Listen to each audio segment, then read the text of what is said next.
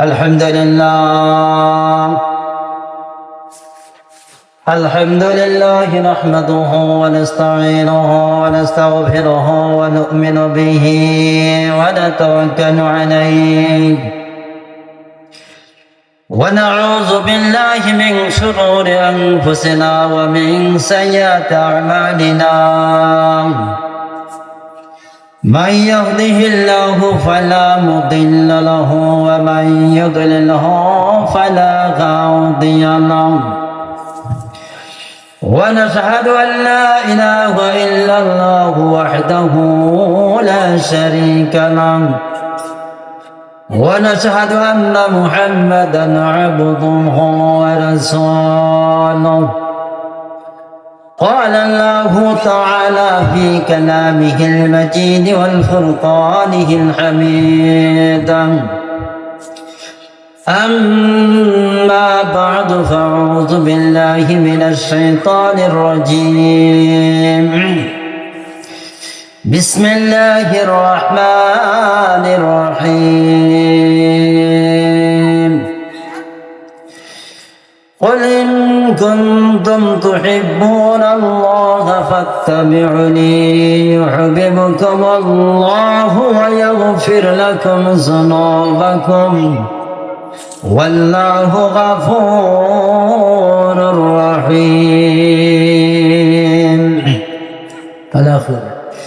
وقال رسول الله صلى الله عليه وسلم لا يؤمن أحدكم حتى أكون أحب إليه من والده وولده والناس أجمعين إن الله وملائكته يصلون على النبي يا أيها الذين آمنوا صلوا عليه وسلموا تسليما. اللهم صل على سيدنا ونبينا وشفيعنا وحبيبنا ومولانا محمد صلى الله عليه وعلى آله وأصحابه وبارك وسلم. আলহামদুলিল্লাহ। অত্র এলাকার আমার পিতৃ সমতুল্য মুরিব্বানে কারাম, ছোট বড় ভাইয়েরা, পর্দার আড়ালের মা ও বোনেরা, আমি আপনাদেরকে সালাম দিচ্ছি। আসসালামু আলাইকুম ওয়া রাহমাতুল্লাহি ওয়া বারাকাতুহু। ওয়ালাইকুম আসসালাম।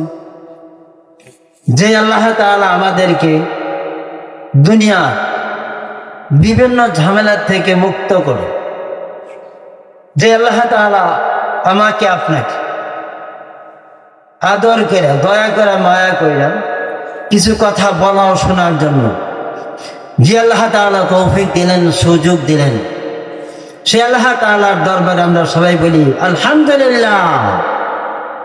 ভাইরা, আল্লাহ তাআলা কোরআনে বলেন, নিয়ামতের শুকরিয়া পাইয়া যদি মানুষ নিয়ামতের শুকরিয়া আদায় করে, আল্লাহ তাআলা বলেন আমি রব্বুল আলামিন তাদেরকে নিয়ামত বাড়াই দিই। বলেন সুবহানাল্লাহ।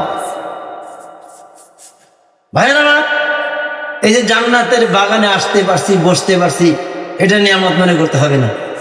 অনেক মানুষ আসে, এই মুহূর্তে তারা হাসপাতালে আছে, মৌতের সাথে পাঞ্জা লড়তেছে। আমার আপনাকে আল্লাহ তাআলা কবুল করে, দয়া করে, মায়া করে বসাইছে জান্নাতের বাগানে, এটা যেন শুকরিয়া আদায় করতে হয়। আল্লাহ তাআলা বলেন لئن شكرتم لأزيدنكم ولئن كفرتم إن عذابي لشديد. আল্লাহ তাআলা ডাকে বলেন, বান্দারা, আমি রব্বুল আলামিনের নিয়ামত পাইয়া যে মানুষ নিয়ামতের শুকরিয়া আদায় করো, আমি রব্বুল আলামিন তাকে নিয়ামত বাড়াই দেব। বলেন সুবহানাল্লাহ। আর যদি না শুকরিয়া করে, আল্লাহ তাআলা বলেন আযাবুল শাদীদ, আমি আল্লাহ আযাব বড় শক্ত, আমি তোমাদেরকে শক্ত আযাব দিব। ভাইরা, এই 3 দিন সভা, এমনও কপাল পরা মানুষ আছে যে এই 3 দিন সময়ের ভিতরে 1 ঘন্টার সময় মঞ্চে দিতে পারবে, টাইম তার নাই, কি কোন আছে না? এই জন্য ভাইয়ের আমার আসেন, বায়ান চলবে, কালের দিন চলে গেছে, আজকের দিন চলে যাবে, সামনে আরেকদিন আসে। আসেন, ওয়াজ শোনেন, কথা শোনেন, হুজুরদের কথা শোনেন, আলোচনা শোনেন, লাভ হবে।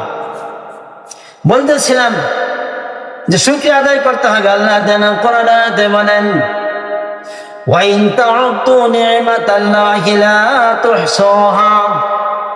ও দুনিয়ার মানুষ, আমি রব্বুল আলামিন তোমাদেরকে এত নিয়ামত দিয়েছি, দুনিয়া ও আখিরাতে এত নিয়ামত তোমাদেরকে দিয়েছি, এই নিয়ামতের নাম গণনা করার জন্য আল্লাহ তাআলা ডাক দেয়া বলেন, পৃথিবীতে যত কলম আছে, যত কি গাছ আছে, গাছগুলাকে কাটে কাটে কলম বানাইয়া, ওয়াল বাহরুল দরিয়ার পানি দিয়া, সাগরের পানি দিয়া কালি বানাইয়া, মানুষ যুগ কিয়ামত পর্যন্ত আল্লাহ তাআলার নিয়ামতের নামগুলো লিখতে থাকে বা গণনা করতে থাকে।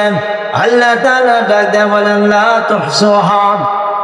সমস্ত কলম্বিত হয়ে যাবেন, সমস্ত দরিয়ার পানি শুকিয়ে যাবেন, তবুও মানুষ আল্লাহ তাআলার নিয়ামতের নামগুলো লিপিবদ্ধ করে শেষ করতে পারবে না। বলেন সুবহানাল্লাহ।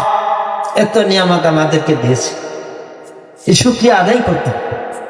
ভাইরা আমার, আমি পবিত্র কোরআন থেকে একটা আয়াত, একটা হাদিস তেলাওয়াত করছি, সংক্ষিপ্ত কিছু কথা বলবো, বাকি আল্লাহর ইচ্ছা। কোরআনে আল্লাহ তাআলা বলেন, قل إن كنتم تحبون الله فاتبعوني يحببكم الله ويغفر لكم ذنوبكم والله غفور رحيم। আল্লাহ তাআলা ডাক দেয়া বলেন, ও দুনিয়ার মানুষটা, হ্যাঁ আমার হাবিব আপনি বলিয়া দেন, কোন মানুষ যদি আমি আল্লাহকে ভালোবাসতে চাই, তাহলে যেন আপনাকে ভালোবাসে, আপনার অনুকরণ করে, তাহলে আমি রব্বুল আলামিন তোমাদেরকে ভালোবাসবো। আল্লাহ তাআলা ডাক দেয়া বলেন, শুধু তাই না, আমার হাবিবকে আগে ভালোবাসো, তাহলে আমি তোমাদেরকে শুধু ভালোবাসবো না, আমি তোমাদের জীবনের সমস্ত গুনাহ খাতাগুলি মাফ করে দেব। বলেন সুবহানাল্লাহ। আল্লাহ তাআলা বলেন, আমাকে ভালোবাসা আগে আমার হাবিবকে ভালোবাসো, মুহাব্বত করো, তাহলে আমি তোমাদেরকে ভালোবাসি। ভাইরা আমার, রাসূলকে মুহাব্বত করতে হবে, ভালোবাসতে হবে। হুজুর পাক সাল্লাল্লাহু আলাইহি সাল্লাম বলেন, লা ইউমিনু আহাদুকুম হাত্তা আকুনা আহাব্বা ইলাইহি মিন ওয়ালিদিহি ওয়া ওয়ালাদিহি ওয়ান নাস আজমাইন।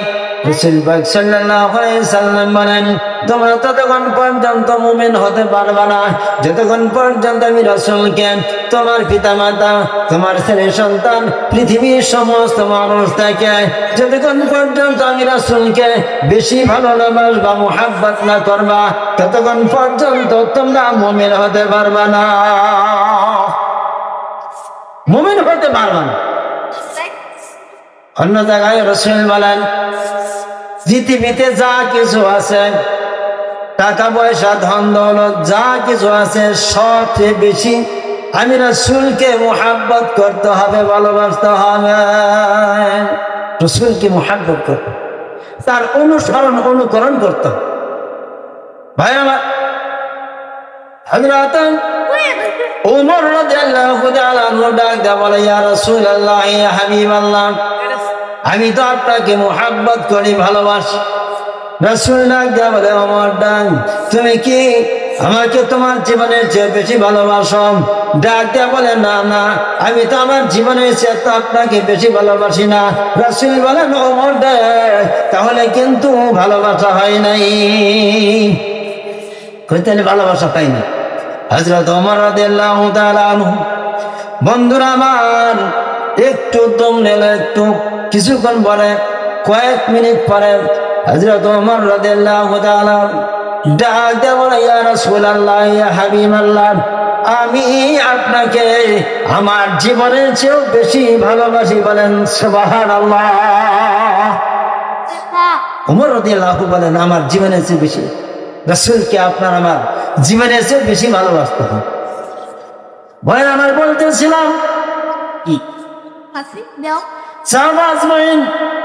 রাদিয়াল্লাহু তাআলা আনহু রাসূলকে কেমন করে ভালোবাসতে প্রমাণ দেখায় দিয়েছে। জীবনের চেয়ে বেশি ভালোবাসতে হযরত ওমর রাদিয়াল্লাহু, হযরত আবু বকর সিদ্দিক রাদিয়াল্লাহু তাআলা। বন্ধুরা আমার, প্রমাণ দেখায় দিয়েছেন রাসূলকে কেমন করে তার জীবনের চেয়ে বেশি ভালোবাসে। বলেন সুবহানাল্লাহ। এই প্রমাণ দেখায় দিয়েছে। হযরত আবু বকর সিদ্দিক রাদিয়াল্লাহু তাআলা যখন তার শহরের ভিতরে গাড়ি হেরার ভিতরে যেই গর্তের ভিতরে নামলো, রাসূলুল্লাহ সাল্লাল্লাহু আলাইহি সাল্লাম ওই গর্তের ভিতরে অবস্থান করলেন। হযরত আবু বকর সিদ্দিক রাদিয়াল্লাহু তাআলা আগে নামলেন। আগে নামার পর ওই গর্তের ভিতরে আরো গর্ত ছিল, ছোট ছোট গর্ত ছিল।